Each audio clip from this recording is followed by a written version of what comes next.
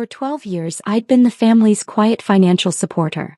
While my sister Melissa lived her dream life as a social media influencer with 50,000 followers and zero income, I worked 70-hour weeks building my consulting firm from the ground up. Every family emergency, every unexpected expense, every temporary financial crisis somehow became my responsibility to solve. The pattern was always the same.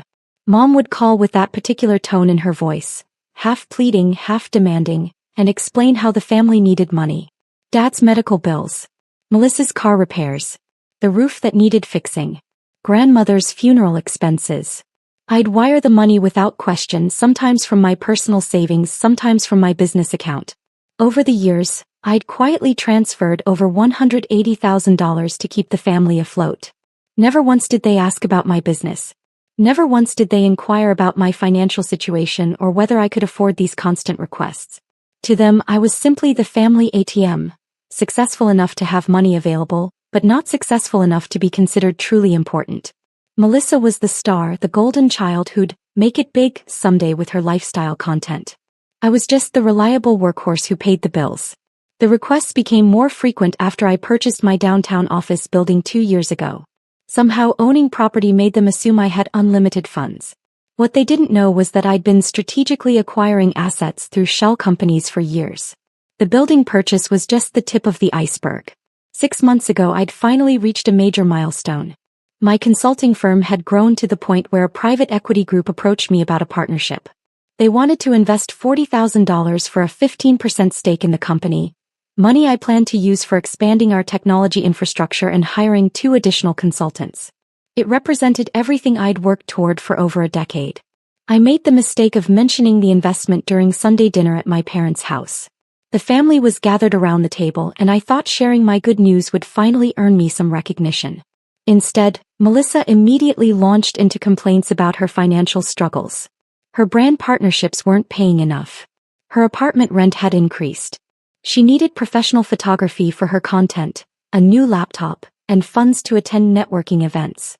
"It's so unfair," she whined, stabbing at her mashed potatoes. "Some people get handed everything while others have to struggle for scraps." Dad nodded sympathetically. "Melissa works so hard building her brand. It's tough out there for creative entrepreneurs."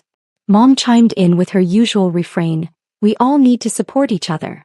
Family comes first." I listened quietly as I always did. Over the years, I'd learned that arguing with their narrative was pointless. In their minds, my success was somehow accidental or inevitable, while Melissa's lack of success was due to external circumstances beyond her control. 3 weeks later, I discovered the money was gone. I was reviewing my business accounts when I noticed the $40,000 withdrawal. At first, I thought it was a banking error. I called my business manager, then the bank, trying to trace what had happened. The withdrawal had been made from my secondary business account, one I'd stupidly added my father as a backup signer on years ago during a medical emergency when I was traveling internationally. The money had been transferred to an account I didn't recognize. When I traced the account, I discovered it belonged to Melissa's wedding planner. My sister was getting married. The wedding I hadn't been told about. The wedding being funded with my business investment money.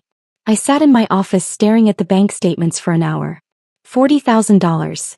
The money that was supposed to expand my company, hire employees, and take my business to the next level, was paying for flowers, catering, and a venue I'd never heard of.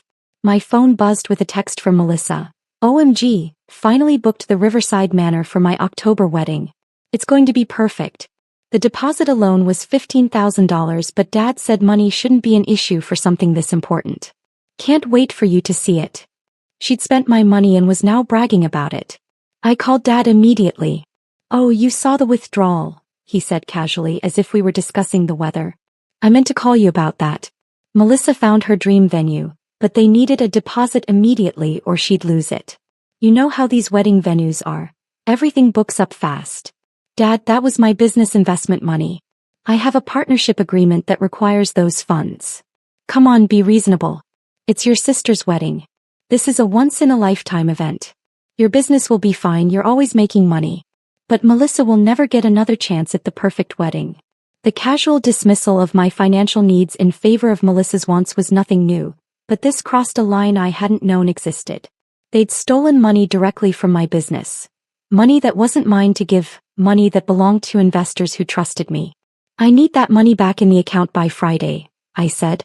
Dad laughed. Where exactly do you think we're going to get $40,000? The deposits are already paid. The contracts are signed. Stop being dramatic about this. This isn't dramatic, Dad. This is theft. Theft? It's family support. You've been lucky with your little business, and now it's time to help your sister achieve her dreams. Stop being selfish. I hung up and immediately called Mom, hoping for a different response. Oh honey, I'm so glad Dad was able to help Melissa with the wedding costs, she said cheerfully. You should see how happy she is. She's been texting me photos of centerpieces all morning. Mom, they took money from my business account without permission. That's not family support, that's stealing. Don't be ridiculous. Your father is on that account. He has every right to use it for family emergencies. And what's more important, your sister's happiness or some business expense that can wait a few months. It's not just a business expense. I have legal obligations to investors. I could lose the partnership entirely. You're being overdramatic. Your business is doing fine. You own that big building downtown. You can afford to help your sister have the wedding she deserves. She hung up before I could explain that owning the building didn't mean I had unlimited liquid assets, or that the partnership money had already been allocated for specific business purposes. I spent the rest of the day calculating the damage. Without the $40,000, I couldn't meet the technology upgrade timeline I'd promised my new partners. I couldn't hire the consultants I'd already interviewed. Most importantly, I looked like an unreliable business partner who couldn't manage his own finances. That evening Melissa called. I heard you're upset about the wedding money, she said, her tone suggesting I was being unreasonable about a minor inconvenience. I just want you to know how grateful I am. This wedding is going to be incredible and it's all thanks to family support. Melissa, you took money that wasn't available for a wedding. That was investment capital for my business. Oh please, your business is doing great. You're always complaining about being too busy with clients. Besides, this is my wedding. I only get to do this once, while you'll have plenty of other business opportunities. I've worked 12 years to get to this point. And I've worked just as hard building my brand. Just because your work pays more doesn't mean it's more important. Some things matter more than money. The irony of her lecturing me about values while spending my money on her luxury wedding was staggering. I need the money returned to my account. That's impossible. The deposits are paid. The venue is booked. The photographer is scheduled. Everything is set. You can't seriously expect me to cancel my wedding because you're having some business problem. It's not a business problem, Melissa. You stole money that wasn't mine to give. I didn't steal anything. Dad transferred the money. If you have a problem with it, take it up with him. But don't try to ruin my wedding over some accounting issue. She hung up, leaving me staring at my phone in disbelief. Over the next 2 weeks, I tried every reasonable approach to resolve the situation. I offered payment plans, suggested the family take out a loan to repay the money, even proposed that I could help with wedding costs from my personal funds if they returned the business investment. Every suggestion was met with the same response. I was being selfish, unreasonable, and cruel to prioritize business over family. Meanwhile, Melissa's social media filled with wedding planning content. Photos of flower arrangements, dress fittings, and venue tours, all funded with money stolen from my business. Her followers commented with congratulations and excitement, completely unaware that her dream wedding was being financed through theft. The breaking point came when my business partner called to discuss the delayed technology implementation. We're concerned about the timeline, he said. The infrastructure upgrades were supposed to begin last week. Our investors are expecting to see progress reports by month end. I had to explain that the funds were temporarily unavailable due to a family emergency. It was humiliating. I'd built my reputation on reliability and professional competence, and now I looked like someone who couldn't manage basic business finances. That afternoon, I made a decision that would change everything. I called the bank, not the branch where my family did their personal banking, but the corporate headquarters. I requested a meeting with the senior vice president, citing urgent business matters requiring executive attention. The meeting was scheduled for the following Monday. I spent the weekend preparing documentation. Bank statements showing the unauthorized withdrawal, the investment agreement requiring the $40,000 by specific dates, and records of every family financial request I'd honored over the past 12 years. Monday morning, I dressed in my best suit and drove to the bank's downtown headquarters. The senior vice president, Janet Morrison, greeted me in a glass-walled conference room overlooking the city. "Thank you for making time to see me," I said, placing a folder on the table between us. "I have a situation involving unauthorized access to business funds, and I'd like to discuss the bank's policies regarding account security." She opened the folder and began reviewing the documents. Her expression grew more serious with each page. "This appears to be a significant unauthorized withdrawal from your business account," she said. "Has this been reported to authorities?" "Not yet. The unauthorized signer is my father, and the beneficiary is my sister. I'm hoping to resolve this through internal channels before involving law enforcement." She nodded thoughtfully. "I see. And you're seeking the bank's assistance in recovering these funds?" "Actually," I said, reaching into my briefcase for a second folder, "I'm here in my capacity as the majority stakeholder of Morrison Financial Holdings." I placed the second folder on the table. Janet's eyes widened as she opened it and saw the corporate structure documents, stock certificates, and financial statements showing my controlling interest in the bank's parent company. Morrison Financial Holdings own not just the bank where my family kept their accounts, but also the mortgage company that held their home loan, the credit card company that issued their cards, and the investment firm that managed their retirement accounts. I acquired my majority position through a series of shell company purchases over the past 5 years, I explained calmly. The board isn't aware of my identity as the controlling shareholder. I've preferred to remain anonymous and allow professional management to run operations. Janet stared at the documents, then at me, clearly processing the implications. "So when you called about account security issues?" "I called as a customer seeking resolution for theft from my business account. But as the majority owner, I have additional options for addressing this situation." I leaned back in my chair, maintaining the same calm demeanor I'd shown during every family conversation about money. "I'd like to implement immediate account security measures for all Morrison Financial Holdings customers who have demonstrated unauthorized use of shared account access. This would include freezing accounts pending verification of transaction authority, reviewing all recent transfers for potential fraud, and requiring in-person verification for any future large withdrawals." Janet nodded slowly. "That's certainly within policy parameters for fraud prevention. I'd also like to review the loan and credit portfolio for customers whose accounts show irregular large expenditures that might indicate financial distress or inability to meet ongoing obligations." She understood immediately. "Of course, we have a fiduciary responsibility to ensure our customers aren't overextending themselves financially." "Perfect. Could we implement these security measures this afternoon?" "Absolutely. I'll have our security team begin the review process immediately." I stood and shook her hand. "Thank you for your time, Janet. I appreciate the bank's commitment to customer security and responsible lending practices." Walking back to my car, I felt a strange sense of calm. For 12 years, I'd enabled my family's financial irresponsibility by quietly covering their mistakes and absorbing their crises. Today that pattern ended. I drove back to my office and spent the afternoon working on client projects, the same focused productivity that had built my consulting firm from nothing into a multimillion-dollar enterprise. Around 3 p.m. my phone started ringing. The first call was from Dad. "What did you do?" he demanded without preamble. "I'm not sure what you mean." "Our bank accounts are frozen. All of them. Checking, savings, the credit cards. Everything. They say there's a security review for potential fraudulent activity." "That sounds serious. Have you done anything that might trigger fraud detection?" "Of course not. This is obviously about the wedding money. You called the bank and reported us for theft." "I reported unauthorized use of my business account, which is what happened." "It wasn't unauthorized. I'm on that account." "You're on that account for emergencies when I'm traveling internationally, not to fund weddings." "This is ridiculous. You're destroying the family over money." "I'm protecting my business from theft. The bank is protecting its customers from potential fraud." These seem like reasonable responses to the situation. Dad hung up, but the phone rang again within minutes. This time it was Mom. "Please tell me you're not really doing this to us," she said, her voice shaking. "The bank froze everything. They want documentation for every large transaction from the past 6 months. They're reviewing our mortgage for irregularities." "Mom, banks have security protocols.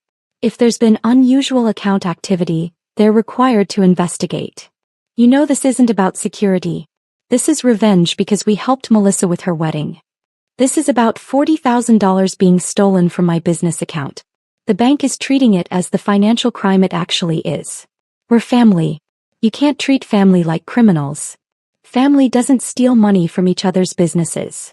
He hung up crying. The third call came an hour later. Melissa, you're insane, she screamed into the phone. You're absolutely insane. The wedding venue called. Our deposit check bounced. The photographer canceled. The caterer wants cash up front. You're destroying my wedding. Your wedding was being funded with stolen money, Melissa. It wasn't stolen. Dad moved money between family accounts. From my business account to pay for your personal wedding expenses. That's the definition of theft. I'm going to the police. I'm reporting you for harassment and financial abuse. Please do. I'd love to see you explain to police how I'm abusing you by reporting the theft of my own money. She hung up screaming obscenities. By Wednesday the calls had stopped. I later learned that all three of them had spent Tuesday at the bank, trying to resolve the account freezes. They'd been required to provide documentation for every large transaction from the past year, explain the source of funds for the wedding deposits, and demonstrate their ability to meet existing loan obligations without the irregular transfers from my accounts. The mortgage review had revealed that they'd been using my periodic gifts to meet their monthly payment obligations for over 2 years. Without those transfers, their debt-to-income ratio exceeded the bank's lending standards. They were required to either provide proof of adequate income or begin immediate proceedings to sell the house. The credit card review showed similar patterns. Multiple large purchases followed by minimum payments, then sudden large transfers from my accounts to pay down the balances. Without my financial support, they were carrying debt they couldn't service. Thursday morning, Janet Morrison called me directly. I wanted to give you an update on the security review, she said. We've identified substantial irregularities in the affected accounts. The customers will need to demonstrate legitimate income sources for all recent large transactions and provide collateral for existing loans that are now considered high risk. What does that mean practically? They'll need to either pay down their outstanding balances to acceptable levels or provide additional collateral. Given the pattern of dependency on external transfers, we can't consider those transfers reliable income for underwriting purposes. I see. And the business account situation. We've recovered approximately $15,000 of the unauthorized transfer. The remaining $25,000 was spent on non-refundable deposits that appear to constitute a total loss. I thanked her and hung up. $25,000. Gone forever, spent on a wedding that would never happen. The irony wasn't lost on me. Friday afternoon, I was working late when my office security called to announce visitors. Dad and Mom were in the lobby requesting a meeting. I had them escorted to the conference room. They looked exhausted. Dad's face was gray and Mom had clearly been crying. They sat across from me at the polished table where I normally met with clients and investors. We need to talk, Dad said quietly. I'm listening.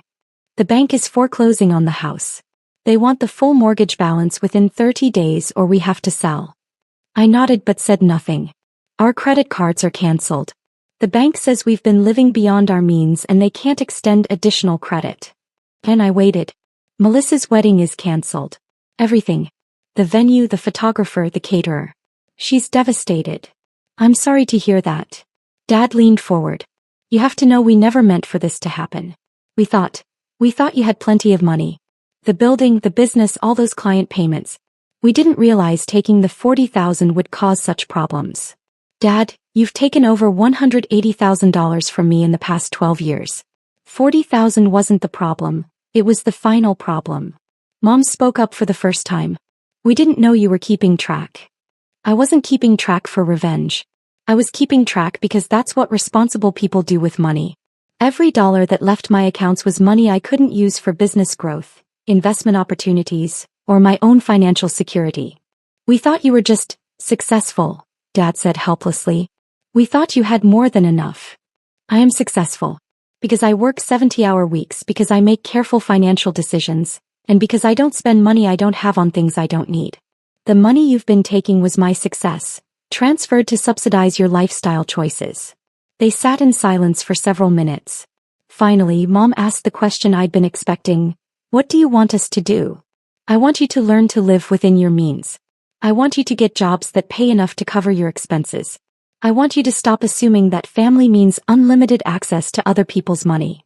But what about the house? What about our retirement? What about Melissa's future? Those are your responsibilities to figure out. I'm 29 years old.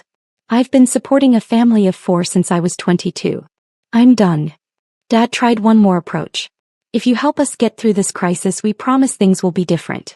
We'll pay you back gradually. We'll stop asking for money. You've promised that before. After the roof repair. After grandmother's funeral. After Melissa's car accident. Every crisis ends with promises that are forgotten as soon as the next crisis begins. I stood up, signaling the meeting was over. I love you both. I hope you find a way to build sustainable lives. But I won't be part of the solution anymore. They left without another word.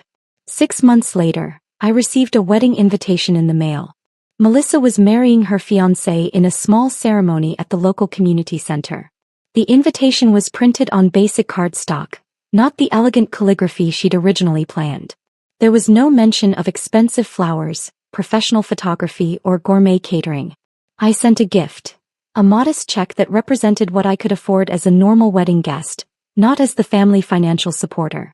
The thank you note I received was different from any communication I'd had with Melissa in years. It was handwritten, genuine, and included an apology for the previous year's events. She'd gotten a full-time job at a marketing agency. Her social media content now focused on budget-friendly lifestyle tips rather than luxury aspirations. She seemed, for the first time I could remember, genuinely happy rather than constantly frustrated by what she couldn't afford. My parents sold their house and bought a modest apartment. Dad found work as a part-time financial advisor. Ironic, given his own financial management history, but apparently his crisis had taught him valuable lessons about living within one's means. Mom returned to nursing, a career she'd abandoned 20 years earlier to focus on supporting Melissa's creative development. As for me, I used the crisis as motivation to accelerate my business growth. The partnership that had been delayed by the stolen $40,000 was eventually restructured as a full acquisition. The consulting firm that had started as a one-person operation now employed 15 people and generated annual revenue in the 8-figure range. More importantly, I learned to set boundaries that protected both my financial resources and my emotional energy. Family support became planned, budgeted assistance rather than crisis-driven emergency transfers. I help when I can afford it, not when I'm guilted into it. The Morrison Financial Holdings ownership remained my secret. The bank continued operating under professional management, serving customers throughout the region with enhanced fraud detection and responsible lending practices. My former family members eventually qualified for new accounts and credit products by demonstrating stable income and reasonable spending patterns. Sometimes I wonder if I could have handled the situation differently, found a way to teach the lesson without such dramatic consequences. But then I remember the casual entitlement in Dad's voice when he explained why he'd taken my money, the complete dismissal of my financial needs in favor of Melissa's wants, and the 12 years of quiet resentment I'd accumulated while enabling their irresponsibility. The hardest part wasn't the financial loss or even the family conflict. The hardest part was accepting that people I loved had viewed me as a resource to be exploited rather than a person with my own dreams and goals worth respecting. But the most surprising part was discovering that setting boundaries didn't destroy the family relationships. It eventually improved them. When interactions were no longer based on financial dependency and resentment, we could actually enjoy each other's company. Holiday dinners became pleasant rather than stressful. Phone calls were about life updates rather than financial emergencies. 6 months after the wedding invitation, I received another piece of mail from Melissa. A business plan for a marketing consultancy she wanted to start with her own savings and a small business loan. She wasn't asking for money or connections. She was asking for advice from someone who'd successfully built a company from scratch. I spent 3 hours reviewing her plan and providing detailed feedback. For the first time in our adult lives, I was helping her pursue a goal rather than enabling her to avoid responsibility. That felt like real family support. Today my business continues growing. I own properties in 3 states, employ people who depend on my company for their livelihoods, and serve clients who trust my judgment with their most important projects. None of that would have been possible if I'd continued allowing family guilt to override business sense. The $25,000 I lost to Melissa's canceled wedding was expensive tuition in a course I should have taken years earlier. How to distinguish between love and exploitation. It was worth every dollar.